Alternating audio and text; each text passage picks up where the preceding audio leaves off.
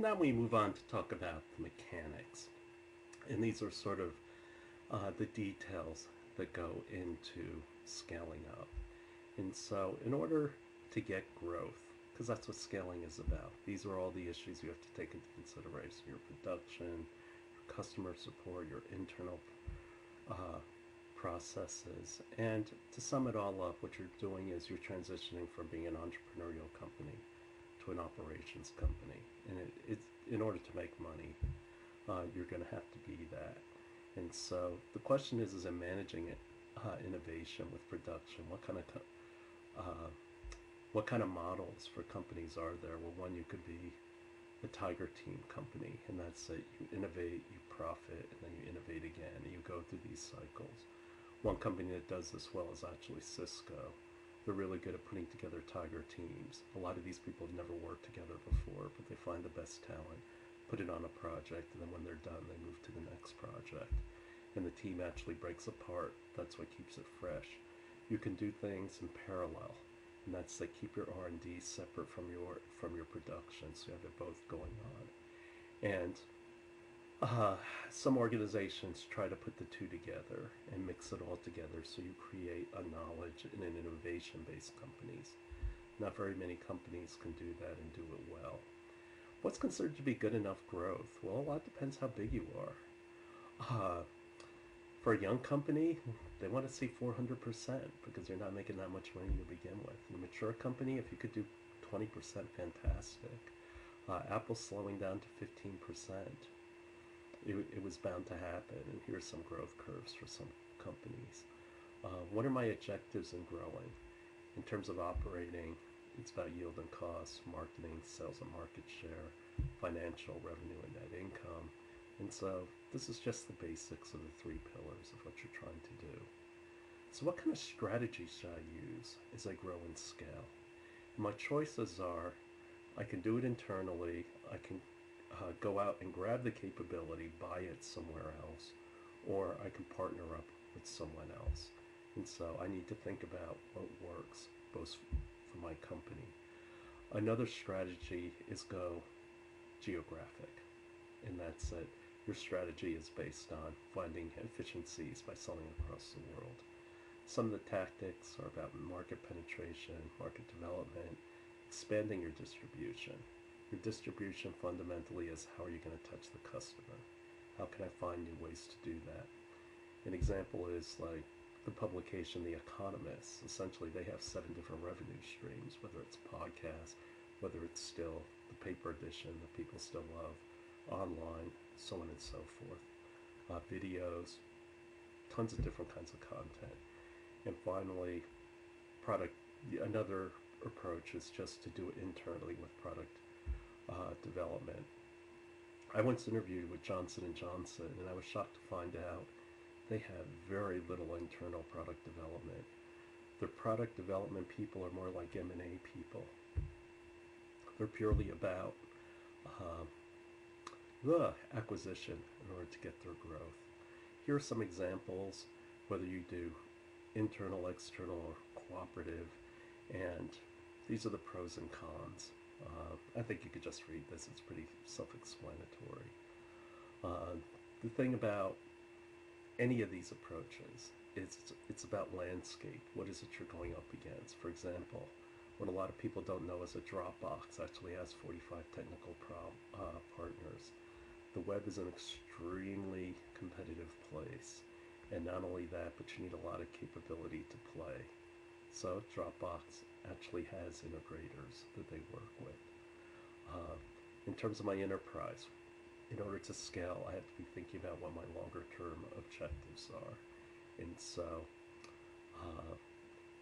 if you could be doing 20%, you're a gazelle. Now, in terms of global, I need an international strategy. And my international strategy revolves around regional focuses. What markets am I going to enter? What resources do I need? And what timeline am I actually talking about? An example is Apple in China. Apple is slowing down in China now. What do they do next?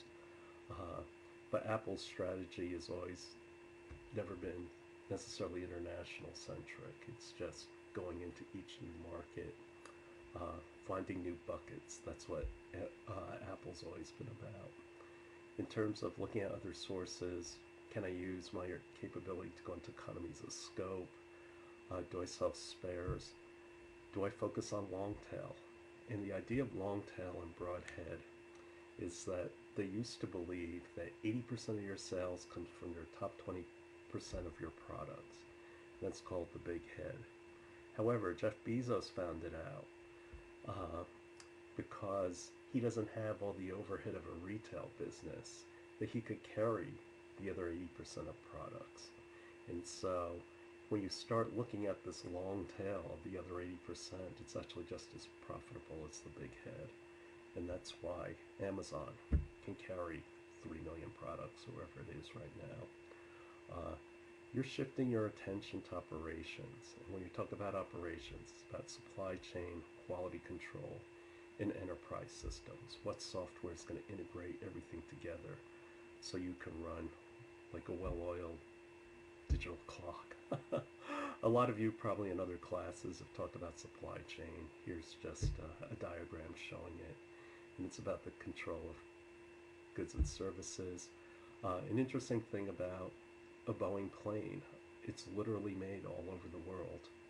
I wonder who we're going to blame for those 737s going down. I shouldn't laugh about it. It's late or early. In terms of quality systems, now we're talking about Six Elite Sigma, GMP, good manufacturing practices, ISO, or other standards such as Underwriter Laboratory when you're talking about electronic equipment. But this gives you essentially a kind of, well, I shouldn't say branding, but credibility. That's what I'm the word I was looking for. And so these are the elements that actually go into your quality policy, whether it's your manual, your objectives.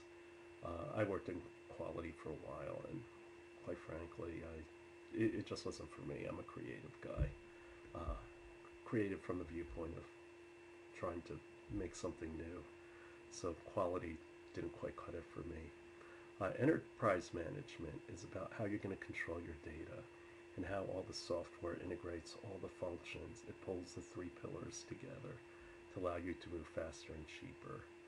But what it comes down to is you need to execute. Tesla has yet to meet any of its goals. Plus, that autopilot crash didn't do anything. Solyndra borrowed $500 million from the government.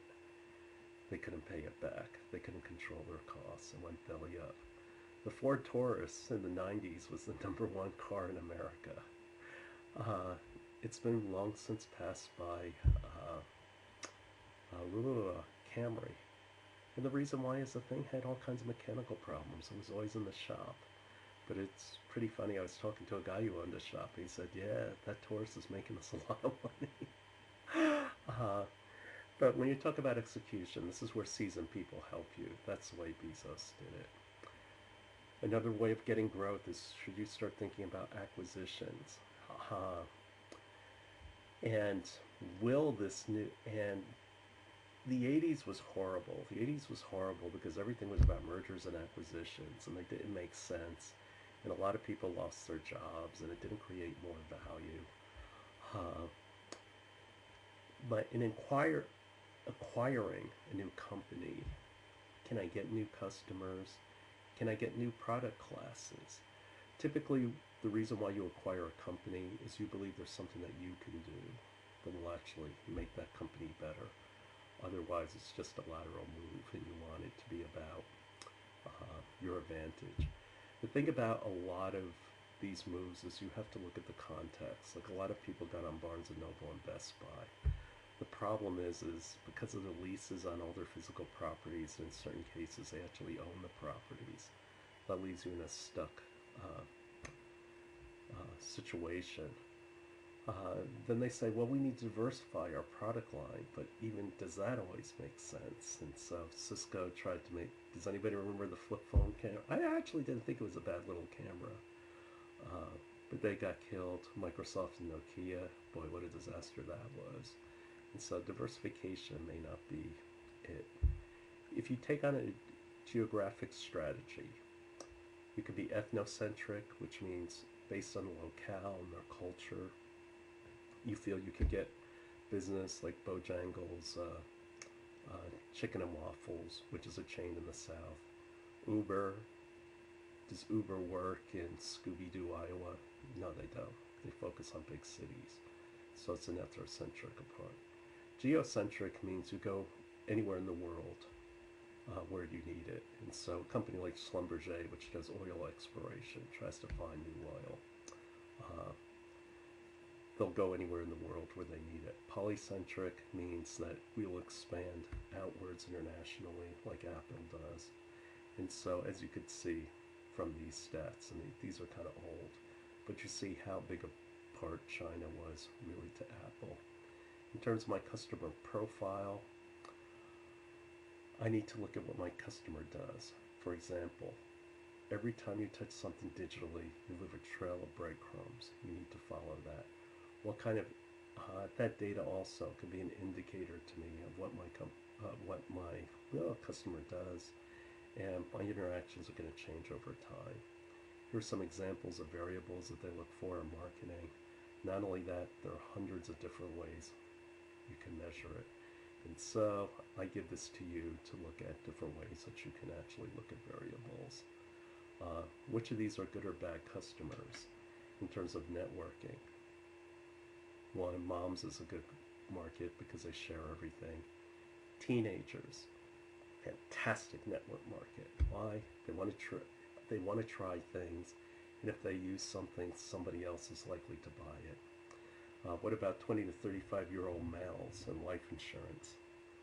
When you're that young, you think you're going to live forever. You don't have a grip on reality of how fragile life is. And quite frankly, that shouldn't be your attitude. Only once in your life do you get a pass to be dumb and stupid. But young men don't think about life insurance. The churn is essentially, I'm going to lose customers and I need to bring new ones in. But you also have customers that are just inactive, so how do I bring them back in? And so this entire game where you're trying to get growth is called the churn. The thing about new customers is it takes 7 to 10 touches before they're going to buy anything, whereas known customers only take 3 to 5. Some of the sample variables you look at with customers are things like decision cycle, number of interactions. How am I going to engage my customer? Do I want to upsell them on things? Do I want to cross-sell? Like I sell shoes, so I'm going to sell bags. Next sell, my next generation product. And there's also times when you engage people and it's irrelevant, but that's not a bad thing because they refer you to somebody who could be of interest. In general, people want to be helpful. To get an idea of churn, here's some of the percentages I've been quoted based on the market size of your product. Ha! So we're at the end. Yeah, this is a long one. And I actually can keep going and going, but I figure I gotta quit somewhere. You have to balance your resources without going broke. And so the conundrums we talked about, like scale versus scope, make versus buy, how do you recognize those things? Know what your trough is going to look like, because that's going to tell you how much money you're going to need. Different industries have different costs, and in the end, it's all about ROI. You're spending money, but how much of that are you actually going to get back?